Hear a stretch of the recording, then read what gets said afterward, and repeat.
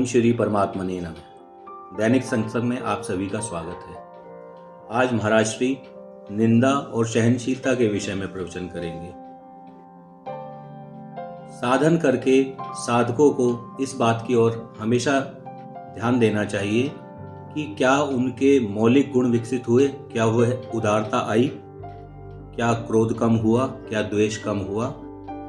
हमें हमेशा दूसरों की चद्दर ढकनी चाहिए, कभी दूसरे की चद्दर उगाड़नी नहीं चाहिए।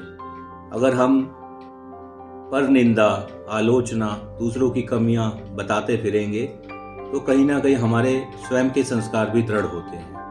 महाराज श्री ने बहुत ही सुंदर एक भजन लिखा है, शिवम तीर्थ जी महाराज ने। निंदा किसी की ना करूं, निंदा किसी की ना सुनूं, वरदान दे मुझको प्रभु, करने सुनने से बचूं। पर जो करे निंदा मेरी, आभार उसका मान लूं। करता वह निर्मल मन मेरा, बातों को उसकी मैं सुनूं। निंदा किसी की ना करूं, निंदा किसी की ना सुनूं। आइए चलते हैं महाराज श्री के आज के सत्संग में। जय गुरुदेव।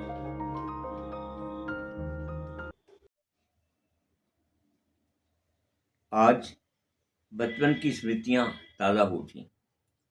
लाहौर की गलियां, रंगीनियां आंखों को सामने नाचने लगी। मन भी ना जाने कब कब के चित्र अपने में समेटे बैठा है। कभी इसे खोल कर देखो तो स्वयं दंग रह जाओगे, ये सब तो हमें भी याद नहीं। मन कब क्या अंतर में से निकाल कर आपके सामने रख देगा, यह आपको पता भी नहीं। इस समय लाहौर यदि आने का कोई प्रसंग या कारण नहीं था, पर मन में जैसे बलात खींचकर अतीत की ओर ले गया। मैं स्कूल में पढ़ा करता था। जब कभी भोजन करने बैठता, रोटी गर्म होती तो मैं ठंडा करने के लिए ऊपर के उसका पर्दा उतार देता। तब हमारी माता जी कहती, नहीं बेटा, किसी के पर्दा उतारना अच्छा नहीं, ऐसा नहीं करते। अब मैं सोचता हूं कि कितनी छोटी सी बात के माध्यम से माता जी ने कितनी बड़ी बात कह दी थी। सारा जगत वस्त्र पहने घूमता है, पर वस्त्रों के अंदर सभी निर्वस्त्र हैं। मैं भी, आप भी, सभी। उसी प्रकार सबके शरीर उजले हैं, पर सबके मन में मैल भरी है। जो घर देखा नहीं, बस वही साफ है। कौन सा घर है जिसमें काम, क्रोध, अभिमान ने घर नहीं किया हुआ। हम अपने ऊपर चादर खींचकर अपने आप को ढांकने का यत्न करते हैं, पर दूसरे पर पड़ी चादर को उतारकर उसे जगत की सर्दी गर्म सहन करने के लिए खुला छोड़ देते हैं। जगत के सभी जीवों का यही ढंग है, किसी का अधिक, किसी का कम। एक संत ही है जो अपनी चादर देकर भी दूसरों को ढांकते हैं। घूमते समय मैंने महर्षि से बचपन की इस बात की स्मृति के संबंध में चर्चा की तो बोले, हाँ भाई, जगत का तो यही ढंग है। जिसको देखो वही दूसरे के ऊपर से चादर खींचने में लगा है। दूसरों में दोष देखता है। दोषों का अनुमान लगाना, कल्पना करना, सुनकर उसे सच मानना और फिर ले उड़ना। कोई उस दोष की झूठ सिद्ध कर दे तो भी उस पर अड़े रहना। ये सब तो जगत करता है। कहने को तो कहा जाता है कि जो शीशे के मकान में रहते हैं उन्हें दूसरे पर पत्थर नहीं फेंकने चाहिए।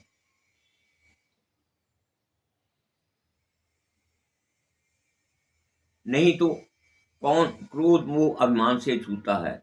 कौन है जिसे काम, लोभ तथा आसक्ति के अपने पास में ना बांध रखा हो, जो अपनी बुद्धिमत्ता के नशे में चूर ना हो? किंतु अपनी बुराइयों को अनदेखा कर दूसरों की बुराइयों को उछाल रहे हैं, हवा दे रहे हैं। एक महात्मा थे ईरान में, राजा आज्ञा हुई कि इन्हें पत्थर मार मार कर मार दिया जाए। लोग पत्थरों की वर्षा करने लगे। एक दूसरे महात्मा घूमते हुए आ निकले, बोले, वही इसको पत्थर मारे जिसने जीवन में स्वयं पाप ना किया हो। सबके हाथ रुक गए। इस तरह सब अंधे हैं किंतु दूसरे को अंधा अंधा कहकर चिढ़ा रहे हैं।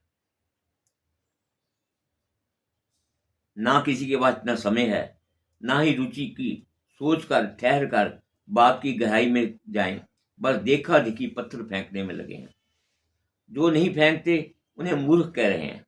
वह लोग ये नहीं समझते कि आज आप फेंक रहे हो, कल आप पर फेंके जाएंगे। आज आप निर्वस्त्र करने में लगे हो, कल आप भी किए जाओगे। जगत का यही नियम है, जो आज जैसा करेगा कल उसको साथ वैसा ही होगा। किंतु साधक का दृष्टिकोण भिन्न होता है। जगत के इस प्रकार व्यवहार को वह अपने प्रारब्ध का प्रतिफल मानता है। जगत सबके साथ एक जैसा व्यवहार नहीं करता। जीव के प्रारब्ध अनुसार ही उसके साथ व्यवहार होता है। ये आवश्यक नहीं कि आज भी उसका कर्म वैसा ही हो। यदि प्रारब्ध में प्रशंसा है तो निंदा कैसे करेगा? वह इसमें जगत का कोई दोष नहीं देखता। साधक इसमें जगत का दोष नहीं देखता। साधक की यही विशेषता है। जहां जगत दोष देख देख कर दोष संचय करता है, वहीं साधक निर्दोषता देखकर निर्दोषता का विकास करता है।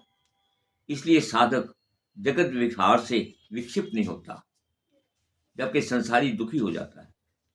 यदि कोई किसी का पर्दा उतारता है तो उत्तर में वह भी उसका पर्दा उतारने लगता है। सत्य हो या झूठ, वास्तविक हो या काल्पनिक, उसे तो किसी प्रकार नीचा दिखाना है। नीचा दिखाने की जगत में होड़ सी लगी हुई है। साधक इस सब को प्रभु की लीला का रूप देता है। अपने ऊपर ईश्वर की कृपा समझता है। उसने उसके मन को शुद्ध करने की व्यवस्था की है। सुख या दुख, लोगों को भ्रमित करना, उनसे अत्याचार कराना, इस प्रकार भक्तों के चित्त को शुद्ध करना माया वंदनी है, पूज्य है। यदि सारा जगत गंभीर धारण कर ले तो भक्तों के साथ अभद्र व्यवहार कर उनके मन को निर्मल कौन करे? राजा हरिश्चंद्र को दुख देने के कारण महर्षि विश्वामित्र को लोग भला बुरा कहते हैं, तो महर्षि ने प्रारब्ध क्षीण कर राजा हरिश्चंद्र पर कितना उपकार किया, इसको कोई भक्ति समझ सकता है। इसलिए यदि जगत पर्दे उतारता है तो उतारने दो। इससे आपके चित्त को पर्दे भी उतर जाएंगे। आप किसी का पर्दा मत उतारो, क्योंकि दूसरे का पर्दा उतार कर आपके चित्त पर पड़ जाएगा। तो आपका पर्दा उतारे उसका सहन करो।